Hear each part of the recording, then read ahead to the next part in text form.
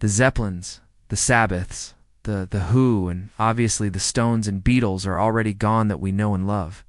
There's not one guy, which is interesting because for over 3 decades, Chad Smith has been the quiet powerhouse behind Red Hot Chili Peppers, an unshakable force of rhythm whose relentless grooves have carried the band through every era of triumph, tragedy, addiction, reinvigoration. He's the guy who never needed the spotlight because his drums spoke volumes for him. And even now, as whispers of devastating news about his health or the toll of relentless touring surface, fans are reminded that Chad has always been the heartbeat. That refuses to quit no matter how hard the road gets. Born in St. Paul, Minnesota in 1961 and raised in Bloomfield Hills, Michigan, Chadwick Gaylord Smith was the 3rd child of Curtis and Joan Smith. He was a hyperactive kid, restless and constantly pounding on whatever surface was nearby: pots, pans, school desks, his own knees, anything to unleash that pulsing energy inside him. It wasn't long before his older brother Brad shoved a pair of drumsticks into his hands just to shut him up. From that moment on, the drums became his escape hatch, his playground, his therapy. He had no interest in reading music. He learned by watching, by feeling, by absorbing the thunderous grooves of John Bonham, Ian Pace, and Mitch Mitchell. His high school years were a blur of garage bands and basement jams, the stench of cheap beer and stale cigarettes clinging to every torn band flyer stapled to telephone poles around town. But behind the reckless fun, Chad harbored a stubborn dream to make it big. He knew he wasn't a guitar hero or a lead singer. He didn't have a microphone to hide behind. But he had power in his hands, an unstoppable groove that would one day drive some of the biggest anthems in rock history. When he first landed in Los Angeles in the mid-'80s, Chad was just another broke musician hustling gigs to survive. His big break came in 1988 when the Red Hot Chili Peppers, then reeling from the devastating loss of their original guitarist Hillel Slovak to a heroin overdose, were looking for a drummer who could bring raw energy but also hold them steady through their chaotic swirl of funk, punk, and soul. Ched showed up to the audition with zero pretension, shirtless, wearing a backward baseball cap.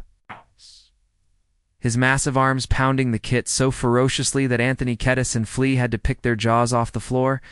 They didn't just find a drummer that day. They found an anchor.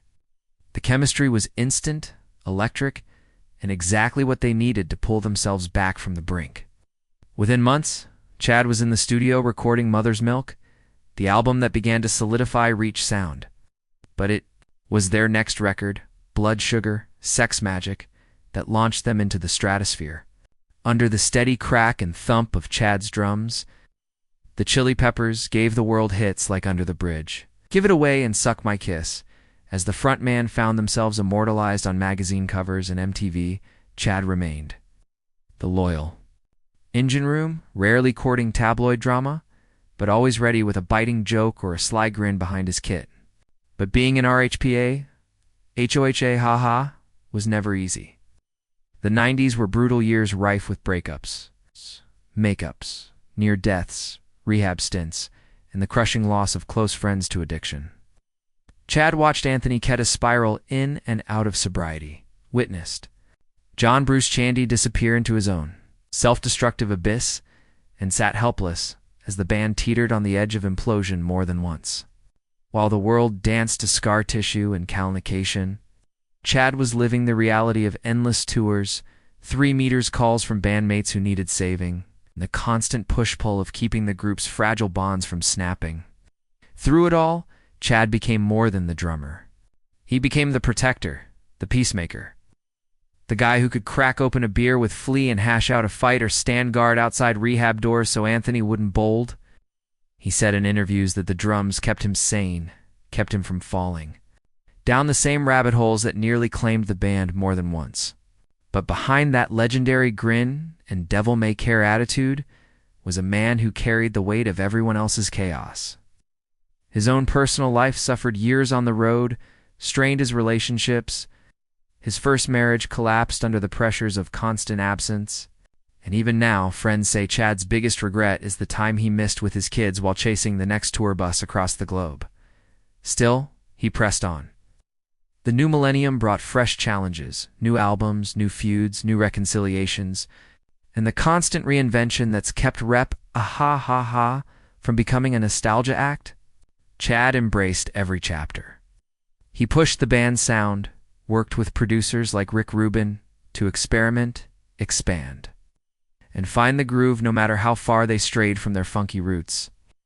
He even took his passion outside the Peppers, playing with Chickenfoot alongside Sammy Hagar and Joe Satriani, jamming with legends like Glenn Hughes, and keeping himself sharp with side gigs that reminded him why he fell in love with drumming in the first place. But no matter how high the highs, there were always shadows lurking at the edges. The whispers about Chad's health have been circulating for years. Stories about the toll that decades of pounding drums have taken on his shoulders, his back, his hands. Band insiders say that he's undergone countless treatments for joint pain, torn muscles, and nerve damage. He's joked about it plenty. He's making light of the fact that it's a young man's game to smash the skins for hours every night in front of tens of thousands of screaming fans. But friends say the jokes mask the reality. The man who can still pound out the intro to Can't Stop at age 62 does it through pain that would make a normal person collapse. He's battled through surgeries, cortisone shots, and grueling physical therapy. Also, he can keep that heartbeat steady for the fans who still fill stadiums from Sao Paulo to Stockholm. What makes the news so devastating now is that for the first time Chad himself has hinted at stepping back. He's talked about how the road feels different now, how every show demands more from a body that's given so much for so long. Insiders whisper that recent health scares unconfirmed rumors of a degenerative condition. Others say the years of constant motion have left his nerves frayed and muscles worn thin have forced Chad to look at the one thing he's never faced, a life away from the drum kit. The thought alone is enough to make any Rep Aha Ha fan's heart sink. After all, what is the Chili Peppers engine without its heartbeat? And yet those who know him best say Chad is at peace with whatever comes next. He's learned over the years that legacy isn't built on the last show you play. It's in every note that lives on long after you're gone. He spent the last decade mentoring young drummers, showing up at clinics and music schools, sitting in with teenagers who grew up idolizing the man with the backward cap and the bone-crushing snare hits. He tells them the same thing every time. It's not about playing fast or loud. It's about playing honest. Let the drums speak for you, and for Chad Smith, they always have. There's a reason Flea calls Chad his brother in groove. Has said publicly that without Chad, the Chili Peppers would have fallen apart decades ago. It's because Chad's loyalty has been the quiet thread binding this band's battered heart together through every storm. Every scandal, every comeback that no one thought possible. He's the big brother, the prankster, the enforcer, the confidant. The one who never asked for more than a chance to keep the beat steady while his brothers screamed their truths into the night. So now as fans hear the whispers of health scares and possible retirement, there's heartbreak. Yes, but there's also gratitude because Chad Smith gave his body, his soul, and his entire youth to this music. And he did it without demanding your applause. He did it because he knew the rhythm had to live on, even if it meant sacrificing pieces of